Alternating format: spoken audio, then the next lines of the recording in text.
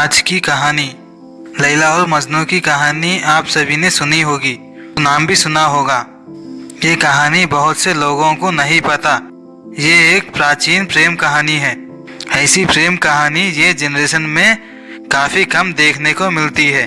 खैर, आपका समय ना गवाते हुए ये कहानी शुरू करते हैं। लैला राजघराने से संबंधित रखती थी। वो बहुत सुंदर थी। मजनू ने जब पहली बार उसे देखा तो वो उससे प्यार करने लगा। वो उसकी खूबसूरती पर मरता था।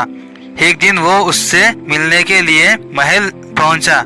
वहां जाकर वो उसके कमरे में गया और अपने जेब से पायल निकालकर उसके खूबसूरत पैरों में पहना दिया। उसके बाद उसने उन पैरों को अपने होंठों से चूमा।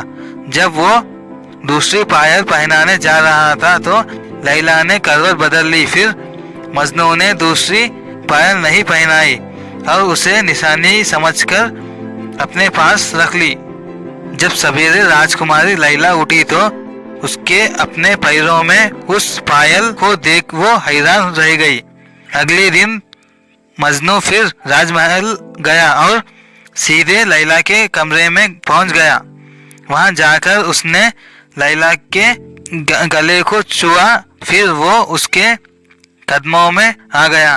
तब उसने अपने जेब से दूसरी पायल निकालकर उसे पहना दी। जब उसने पैरों को चूमने लगा तो लैला ने करवट बदल ली और मजनू ने देखा कि लैला के पैरों में पायल नहीं थी। उसने कहा कि हम तो अपना दिल भी तेरे कदमों में रख गए और तूने उसे ठोकर मार दी। तभी लैला जाग जाती है और मजनू को पकड़ ली। फिर उससे उसके बारे में पूछा। उसकी बातचीत कुछ इस प्रकार हुई। लैला पूछती है, तुम कौन हो? मजनू बोलता है, आपका सेवक। लैला पूछती है, तुम रहते कहाँ हो? मजनू बोलता है, आपके चरणों में। लैला, तुम काम क्या करते हो? मजनू, आपकी पूजा। ये कहा मजनू ने लैला को पैरों को चूम लिया।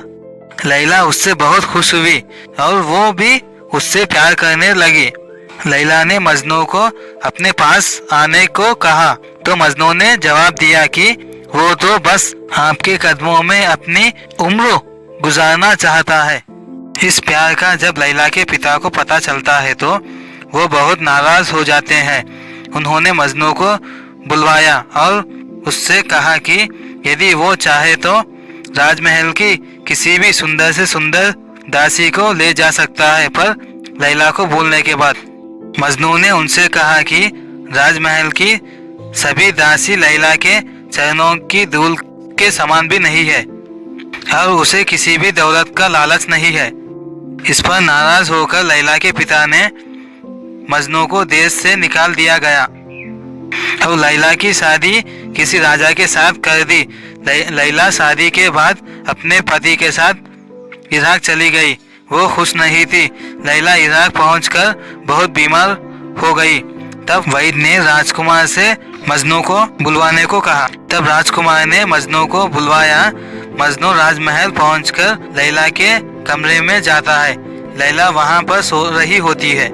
मजनू लैला के पैरों के पास बैठ जाता है और उन्हें चूमने लगता है। तभी लैला जाग जाती है और उसे उसके कदमों से उठने कहती है।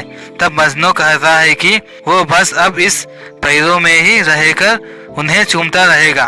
तब लैला के बार बार कहने पर मजनू उसके गले मिलता है। तभी वहां पर राजकुमार पहुंच जाता है और वो मजनू को लैला के चरणों में देखकर आश्चर्य में पड़ जाता है और वो उन दोनों को आजाद कर देता है।